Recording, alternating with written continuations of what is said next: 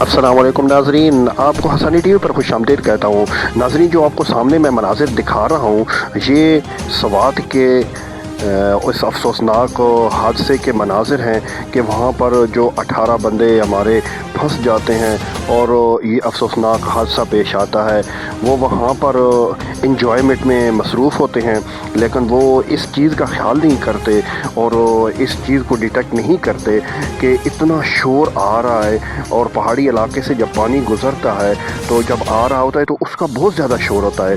تو ہمیں اپنے آپ کو چوکنا رکھنا پڑتا ہے، اور ایسے شور کی آواز سن کر ایسے پانی کی گزرگاہوں اور ندی نالوں سے ہمیں فوراً نکل جانا چاہیے، تاکہ وہاں پر پانی کے پہنچنے سے پہلے ہم وہاں سے نکل جائیں۔ اور اسی چیز کی وجہ سے یہ ایک بہت بڑا حادثہ پیش آیا، اور جس کی وجہ سے اتنی قیمتی جانیں چلی گئیں۔